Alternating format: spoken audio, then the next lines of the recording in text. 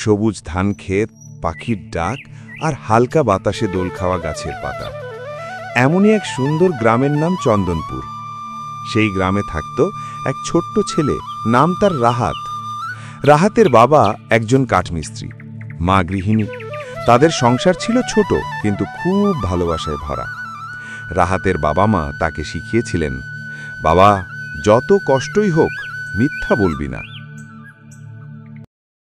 রাহাত, বাবা উঠবি না?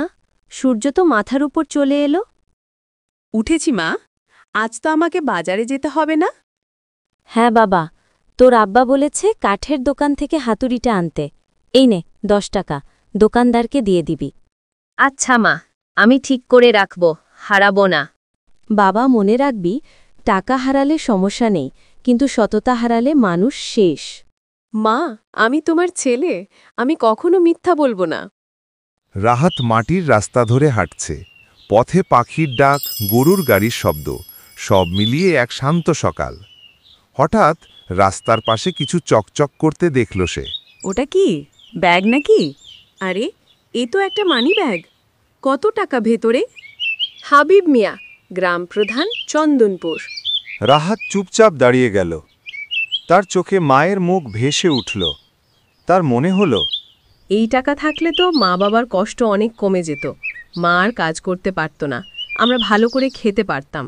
না, এটা আমার টাকা না, এটা চুরি হবে। মা বলেছে অন্যের জিনিস ফেরত দিতে হয়।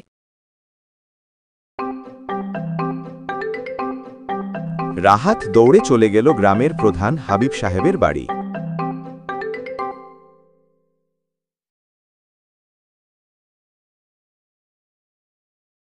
চাচা, আপনি কি হাবিব সাহেব? হ্যাঁ বাবা, আমি হাবিব। তুমি কে? আমি রাহাত। আমি রাস্তার পাশে এই ব্যাগটা পেয়েছি। ভেতরে আপনার নাম লেখা কাগজ আছে। আরে আল্লাহ, এ যে আমার টাকার ব্যাগ, আমি বাজারে হারিয়ে ফেলেছিলাম। তুমি কোথা থেকে পেলে গা? বাজার যাওয়ার পথে রাস্তার পাশে। তুমি খুলেছ? হ্যাঁ চাচা, ভেতরে নাম দেখে বুঝেছি এটা আপনার। তুমি টাকা নাওনি তো? না চাচা, আমি কখনো কারো জিনিস নেব না। আজকের দিনে এমন সৎ ছেলে পাওয়া কঠিন। আল্লাহ তোমাকে সুখী করুক। হাবিব সাহেব চিৎকার করে লোক ডাকলেন।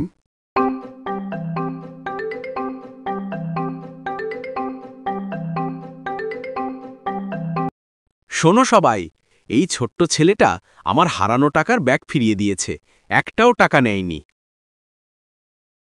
ওরি বাহ, এমন ছেলে তো আজকাল পাওয়া যায় না। সত্যি, ওর বাবা মা নিশ্চয়ই ভালো মানুষ।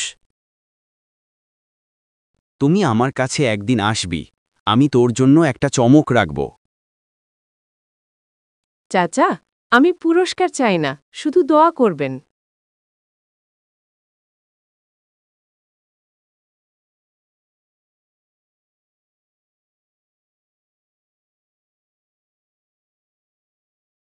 রাহাত, এত দেরি কেন হলো? মা, আমি আজ একটা ভালো কাজ করেছি। ভালো কাজ? কি রে? আমি রাস্তায় একটা ব্যাগ পেয়েছিলাম, ভেতরে অনেক টাকা ছিল। আমি সেটা গ্রাম প্রধানের বাড়িতে ফিরিয়ে দিয়েছি। আহা, তুই আমার গর্ব রে। আমি তোকে যেভাবে মানুষ হতে চেয়েছিলাম, তুই ঠিক তাই হচ্ছিস।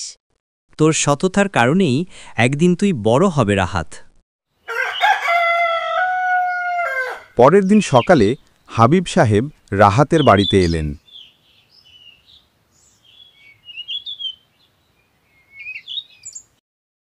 রাহাত, আমার ব্যাগ ফেরত দিয়ে তুই পুরো গ্রামের সম্মান বাড়িয়েছিস।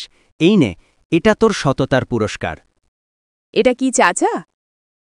ভেতরে কিছু টাকা আর একটা কলম আছে। এই কলমটা তুই পড়াশোনায় ব্যবহার করবি, যেন ভবিষ্যতে তুই বড় মানুষ হতে পারিস। চাচা, আপনি ওকে খুশি করলেন। আল্লাহ আপনাকে ভালো রাখুন। ভালো কাজের পুরস্কার সবসময় ঈশ্বর দেন মা। সেদিন থেকে রাহাত গ্রামের সবার চোখে এক উজ্জ্বল উদাহরণ হয়ে উঠল। লোকজন তাকে সৎ রাহাত বলে ডাকতে শুরু করল। সে বুঝেছিল, সততা কখনো হার মানায় না, একদিন না একদিন তা পুরস্কার পায়। শিক্ষা: সততা হারিয়ে গেলে মানুষ কিছুই নয়, সত্যবাদী মানুষই প্রকৃত শ্রদ্ধার যোগ্য।